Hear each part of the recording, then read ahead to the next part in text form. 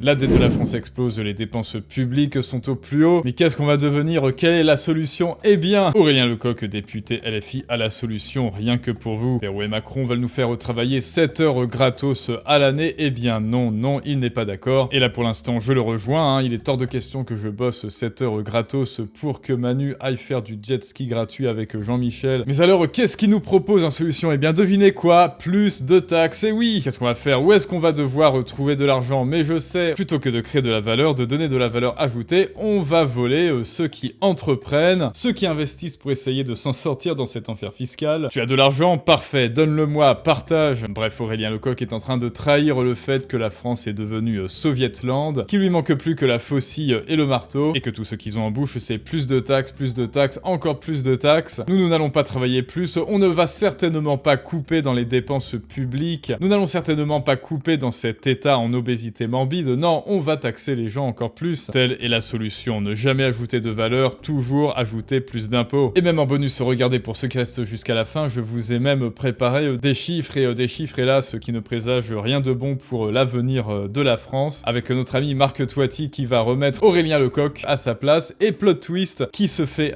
plus loin scellé par un certain système, enfin vous savez qui. Mais allez, trêve de bavardage, analysons le storytelling de Aurélien Lecoq, et on va voir ça ensemble tout de suite. D'ailleurs, petite chose insolite, il est député LFI, mais il a un micro CNews, mais ça alors? Enfin, je regarde pas la télé, mais il les prend pas un peu pour des fa plus loin schistes, CNews? Enfin, allez, peu importe, regardons. Si le gouvernement cherche des gens dont il considère qu'ils ne travailleraient pas assez et qu'ils gagneraient trop d'argent et qu'il voudrait soit les faire travailler, soit leur prendre un peu d'argent, eh bien j'ai un conseil à faire à ce gouvernement, c'est que nous avons dans ce pays de véritables parasites, des gens qui touchent des sommes absolument monstrueuses et qui ne font rien, qui ne travaillent pas. Il parle de lui là, c'est ça? En tant que député, t'es en train d'établir un autoportrait de toi-même, Aurélien Lecoq, rassure-moi. Qui est un parasite, qui ne travaille pas, qui fait la sieste devant son MacBook Pro, qui est payé 7000 balles par mois pour faire des tweets sur X, et qui a pour seule fonction de faire passer des lois pour taxer encore plus. D'ailleurs, vous vous rappelez, on a fait les maths, on a calculé combien est-ce qu'il devrait y avoir de sénateurs et de députés à l'Assemblée, pour que l'on en ait autant au prorata des États-Unis. Aux États-Unis, il y a 100 sénateurs et 530 députés. Et en France, tenez-vous bien, on est 5 fois moins et on a 1000 députés, 1000 parlementaires plutôt. Et si on veut se mettre au même ratio que les États-Unis, eh bien, il resterait 89 députés et 21 sénateurs. Et à mon avis, ce serait amplement suffisant. Qu'est-ce qu'en pense Aurélien Lecoq à votre avis? Est-ce qu'il devrait démissionner? Dites-moi ce que vous en pensez. Ou est-ce qu'il devrait faire partie de ces quelques élus députés qui resteraient à l'Assemblée? Mais allez, reprenons donc. Il nous parlait des parasites. Cela s'appelle les actionnaires. Voyez-vous, les actionnaires du CAC 40. Ah, plot twist. Par exemple, ont touché l'année dernière 100 milliards d'euros de dividendes, d'argent ponctionné sur les salaires, sur l'investissement, qui pourrait nous aider à financer le budget de l'État. Donc, s'ils veulent mettre au travail ou à contribution certains, eh bien, celles et ceux qu'il faut aller chercher en premier, ce sont bien les milliardaires qui sont leurs amis. Vous le savez, on cherche de l'argent. Quoi? Putain de merde. J'en peux plus, J'en peux plus. Quoi? Donc les actionnaires sont des parasites, c'est-à-dire toi qui as un petit PEA, qui investit 200 balles par mois dans le CAC 40, bon alors déjà arrête ça, ceci n'est pas un conseil en investissement, le CAC 40 est une fraude, tu fais ce que tu veux, mais donc tu es actionnaire du CAC 40, voilà, tu es un parasite. Et en fait je sais jamais avec ces gens-là s'ils ont conscience qu'ils disent qu'ils débitent des énormes conneries, ou alors s'il y a vraiment une intention de tromper les Français, de profiter de leur inculture, de leur ignorance totale en finance et en investissement pour capitaliser dessus et ainsi diaboliser ceux qui touchent à la bourse et les monter les uns contre les autres. Tu as bossé toute ta vie, tu as fait l'effort de te serrer la ceinture, d'épargner de l'argent à la fin du mois, tu as peut-être fait des sacrifices pour épargner et ensuite investir cet argent, parce que tu sais très bien que la retraite est une pyramide de Ponzi et que tu veux créer ta retraite par toi-même. Eh bien non, tu es un parasite, voilà. Et en plus, tu es copain des milliardaires. Bon alors moi j'investis, je ne connais hélas aucun milliardaire, donc tu fais l'effort de t'éduquer, tu fais l'effort d'investir, tu fais l'effort de l'abnégation, tu te sacrifies, tu te saignes sur ton salaire, tu te saignes sur ton travail, sur lequel en plus Aurélien Lecoq te ponctionne des impôts pour poser ses fesses à l'Assemblée, pour faire ses petites affaires dans le RERB, ah non ça pardon, c'est son pote, et en plus il ose venir à la télé pour te narguer et te dire tu es un parasite, donne-moi ton argent, je t'ai déjà pris de l'argent sur ton salaire, ce salaire tu l'as investi en te sacrifiant, et bien devine quoi Nicolas 30 ans, cet épargne que tu as fait l'effort d'investir, je vais en prendre aussi une part. Voilà, je te nique au début, je te nique au milieu, je te nique à la fin, avant, pendant, après impôt. Et en plus, j'ose faire une inversion rhétorique droit dans les yeux en te regardant droit dans les yeux. Moi qui suis un parasite qui fait partie de cet état parasite, de ces 920 et quelques parasites députés dont il faudrait élaguer les 9/10 pour être au prorata des États-Unis, qui eux se débrouillent parfaitement bien avec ce nombre-là. Eh bien non, c'est toi le parasite et moi je suis le Robin des Bois des temps modernes. Et je vais te prendre cet argent que tu n'as pas mérité. Et cet argent que tu as épargné pour l'investir, ces nuits blanches que tu as passées, ces risques que tu as pris pour faire fructifier ton capital, eh bien je vais le prendre. Génial Aurélien Lecoq, génial. Sovietland n'arrête pas, ne cesse de nous faire rêver. La solution, ça n'est pas du tout d'ajouter de la valeur, d'apporter de la valeur, ça n'est pas du tout d'élaguer les services publics, non. La solution, ça n'est pas du tout de enfin sortir la tronçonneuse comme l'a fait notre ami argentin et de tailler dans les dépenses et dans les députés aussi, hein, n'est-ce pas? Non, c'est de prendre et prendre encore en délivrant un alibi, un narratif que vous êtes des parasites. Et puis quoi encore? Pour le budget de l'État, on nous parle du déficit.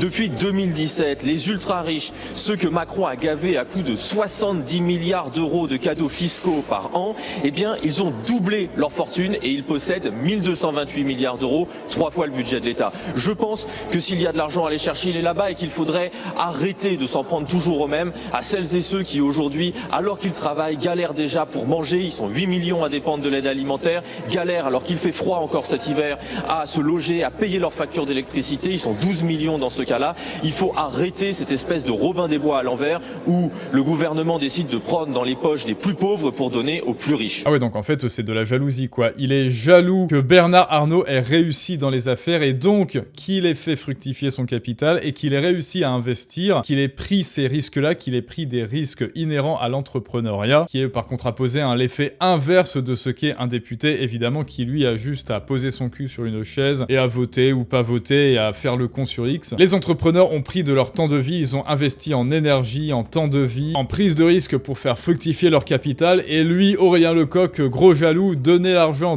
que vous avez gagné. Moi, je suis incapable de faire de l'argent. Alors moi qui en suis incapable, donnez-moi votre argent, s'il vous plaît, parce que sinon, attention, chantage moral, vous êtes des méchants riches. Inversion rhétorique en disant que les milliardaires qui ne foutent rien, par contre, les députés, eux, ils foutent quelque chose, hein. Évidemment, évidemment. Alors que ceux qui investissent, eh bien, c'est les gens qui ont un petit compte titre, un petit PEA, qui investissent 200 € dessus parce qu'ils ont bien compris que, évidemment, ils ne pourront pas compter sur l'État, ils ne devraient pas compter sur l'État, ils ne pourront certainement pas compter sur Aurélien Lecoq, autre que pour leur prendre encore plus d'argent en inventant des narratifs à la Robin des Bois. Leur spécialité, c'est ça, hein, c'est le storytelling Robin des Bois, c'est-à-dire, tu as de l'argent, donc tu es méchant, donc je vais te prendre cet argent et je vais le reverser aux plus pauvres. Les plus pauvres que j'instrumentalise à volonté pour que face caméra, cela me donne des airs de grand archevêque de la pureté morale. J'en ai absolument rien à foutre d'eux, et puis après tout, on n'habite même pas dans les mêmes quartiers. Justicier moral, payé par vos impôts évidemment, payé 7000 balles par mois avec vos impôts, mais lui en revanche, il n'a rien à donner de ces 7000 balles, hein. Il va les donner à personne, il va en profiter, tranquille pépère. Le superbe regard de la justice qui en dit long. Non, pas sur le physique, Jean-Kévin, je t'ai vu. Bref, cela peut être désespérant, mais ne désespérez pas, continuez d'investir, n'attendez pas la retraite, ne vous laissez pas apeurer par ces dires, vous avez travaillé, vous avez donné de votre temps, de votre énergie, vous prenez des risques pour investir, pour capitaliser et vous créez votre retraite à vous, vous créez votre petit pécule à vous, vous êtes dans votre plein droit et Aurélien Lecoq, Ercilia Soudet et Panot et autres LFI n'ont pas à vous prendre un seul centime pour devenir toujours plus énorme. Et c'est pour ça aussi qu'il est important que tu défendes tes idées pour augmenter ton impact sur le monde, parce que si tu ne le fais pas, Aurélien Lecoq, lui, le fera à ta place et il sera sur le devant de la scène à ta place, donc si tu ne l'as pas encore fait, clique sur la masterclass Fais-toi comprendre en description. Et comme tu es resté jusqu'à la fin, Jean-Kévin, et bien maintenant, phase 2, nous allons voir ce qu'en pense Marc Toiti. Il nous livre des petits chiffres. Dans l'Union Européenne, qui a réalisé le plus de croissance? Il se trouve que c'est Malte, apparemment, 5% de croissance, c'est pas mal, en ne dépensant que 35% du PIB en dépenses publiques. Mais où est la France dans tout ça? Où est la France? Oh là là, mais qu'est-ce qui se passe? Oh bah tiens, elle est dernière. Elle a utilisé plus de la moitié de sa dépense publique. Mais comment ça se fait? Bon allez, écoutons-le un peu, on va voir ce qu'il en dit. C'est une croissance de 2,3%. Croatie, moins de 50% du PIB, 3,4% de croissance. Alors que nous, la France, 57,2% de dépenses publiques par rapport au PIB, 1,1% de croissance en 2024, 0,5% seulement en 2025. Donc on voit bien que, encore une fois, ça ne fonctionne pas. Donc nous savons ce que nous devons faire. Nous devons réduire ces dépenses publiques. Et malheureusement, quand on voit le ministre de l'économie qui nous dit on va encore augmenter les impôts, les entreprises sont trop rentables, etc. Non, ce n'est pas sérieux. Il faut vraiment prendre le taureau par les cornes. Je continue de vous dire la vérité. Je peux vous dire que j'ai pas mal de pression en ce moment. C'est assez des pressions d'ailleurs que je m'y attendais pas. Je ne veux pas vous en dire plus pour le moment, mais si jamais ça dérape, je vous en parlerai. Dire la vérité, eh ben, ça a un coût également, mais il n'y a pas plus beau que la vérité, il n'y a pas plus beau que l'indépendance. Effectivement, il n'y a pas plus beau que la vérité, que l'indépendance et que la liberté de se créer soi-même son pécule, sans attendre l'approbation, l'aval d'Aurélien Lecoq, ou alors de Manu, ou alors de Jean-Michel. Et ça alors, il se fait mettre des coups de pression, mais par qui, je me demande bien. Est-ce que Aurélien Lecoq le saurait, lui? Je n'en sais rien. Dis la vérité, Jean-Kévin, dis ce qui te paraît juste, parce que lui, Aurélien Lecoq, lui, il débite ce qui lui paraît juste, sauf que manifestement, ça ne l'est pas tant que ça. Allez les amis, dites-moi ce que vous en pensez sur ça. Est-ce qu'il faudrait couper les dépenses des investisseurs, des méchants riches investisseurs qui investissent 200 balles par mois? Ou alors au contraire, est-ce qu'il faudrait couper les dépenses en faisant démissionner Aurélien Lecoq, qui a le temps manifestement de poster sur X? À vous de me dire quelle serait la stratégie pour baisser les dépenses publiques. Évidemment, n'oublie pas de lâcher ton plus beau pouce bleu et de t'abonner. Plus on est d'abonnés, plus Aurélien Lecoq sera en sueur, et ça n'a pas de prix. Et à très bientôt pour une prochaine analyse du monde moderne, mais ça, c'est une autre histoire.